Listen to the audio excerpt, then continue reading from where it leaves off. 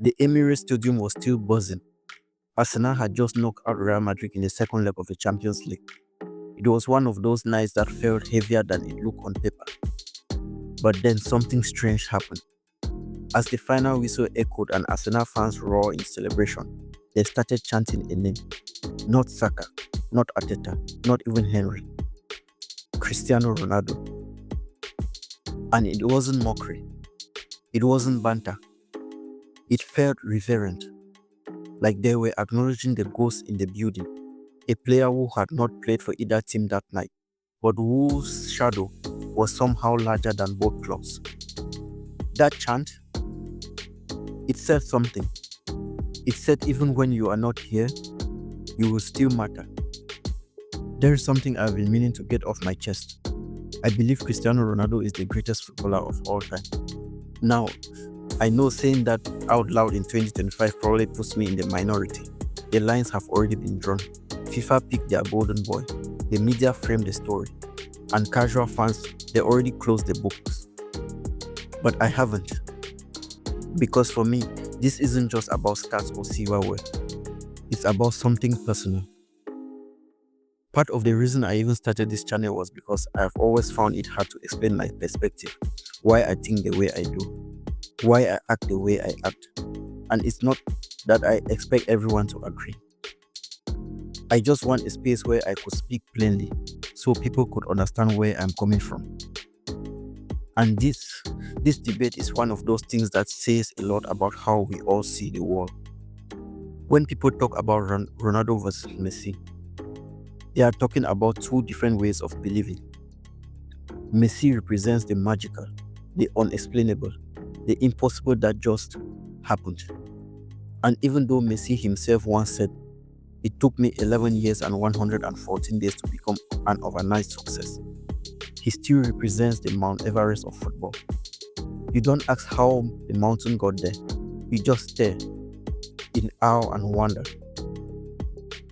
To many, Messi is a footballing might, a divine spark wrapped in a Barcelona shirt, the kind of talent that feels unfair to compare anyone else to. And honestly, I get it. There is a reason people call him the god of football. But how do you stand next to a god? You don't. You survive, you evolve, you rise anyway. And that's exactly what Cristiano did. The skinny kid from Madeira, raised in poverty, sent away home at 12, mocked, doubted, cried through training sessions, told he wasn't strong enough, wasn't good enough, would never make it. He took all of that and turned himself into a machine. Not a magician. Not a magician like Ozzy or Dimitri Payet. A machine. Messi makes you marvel, but Ronaldo makes you move. He's not a fantasy. He's a mirror, a reflection of grit, not grace. And that's why a lot of people call him arrogant. But to me, I see someone who has been told you can't so many times that when he finally did, he had to let the world feel it. You puff your chest not because you are full of yourself, but because no one else ever gave you the room to breathe. I know what that feels like. A lot of us do. People see celebrations, they flex, they scream, but they don't see the doubt that came before it. They don't hear the "you are finished" comments from places like ESPN, Sky Sport, or Talk Sport. Nor do they hear the "you will never make it back," or as Diego Simeone of Atletico Madrid once said, "I will sell watermelons on the street of Madrid" if Juventus overturned a 2-0 tie in the second leg. Messi never really had to carry that. He lost games, sure, but people still believed in him.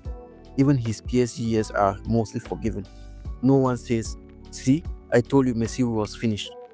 But with Ronaldo, one bad game and the knives come out. So yeah, when he delivers, he celebrates. That's not arrogance. That's survivor. And let's not forget, when Messi has made statements, they have been bold too. Like when he held his shirt up to the Bernabeu. That wasn't humble, that was a message. So let's stop pretending Ronaldo is the only one with an ego.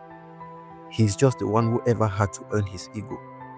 And still, none of that is the reason why he's my GOAT.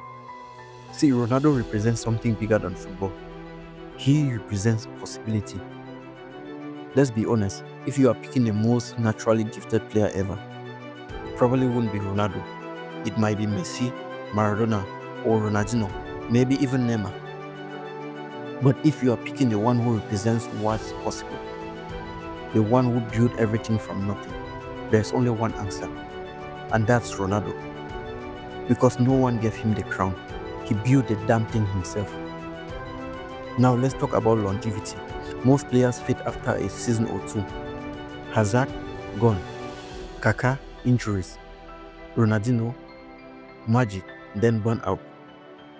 But Ronaldo stayed at the top for over 15 years, not as a mascot, as the center of gravity. Every club, United, Juventus, Madrid, built around him. Even Al Nassr is building around him while he's still 40 years old.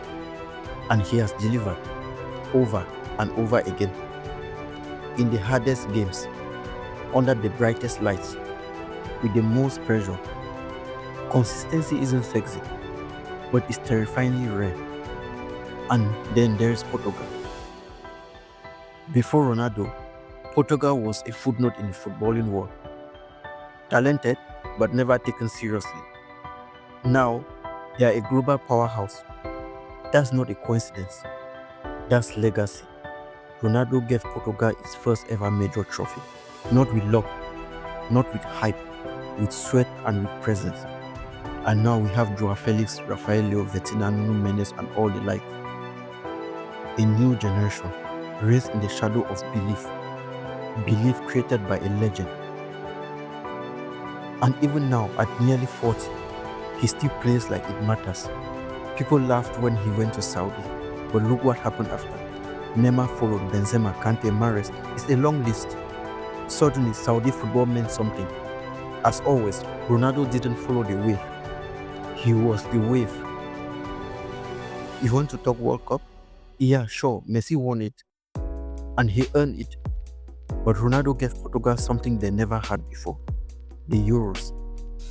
And when he went off in the final injured, he coached from the sideline. He screamed, he led, he willed that win. That's leadership, not as a brand, but as a brother. Messi was born into greatness. Ronaldo made it chase him. That's what I see in him. Not the goals, not the records, but the possibility. He didn't ask for belief. He built it. So if you have ever felt doubted, if you have ever been the underdog, if you have ever had to claw your way into rooms you were not invited into, then you already know why he's the GOAT. Cristiano Ronaldo didn't just play football. He proved what was possible. This debate is not really about stats. It's not about story. Messi is the artist, the prodigy, the miracle, and I respect him endlessly for that. But Ronaldo, he is the argument for real power and grit. He is what happens when you choose to matter, when you carve yourself into something unforgettable with no map. When I think of greatness, I don't think of who made it look easy. I think of who made it look earned. He earned it against all odds. Surviving alongside a god for 2, 3, 5 years like Neymar or Suarez did is impressive. But sharing a stage with the same god of football, going neck to neck for 15 years straight, is something never witnessed before. In the process of that rivalry, they ended up winning more than football for everyone, because by their standards, all current players are now average in our eyes. Nonetheless, I am still happy to have witnessed a human gather the courage to face a god in a tug of war. That's why he's my GOAT. Thanks for listening.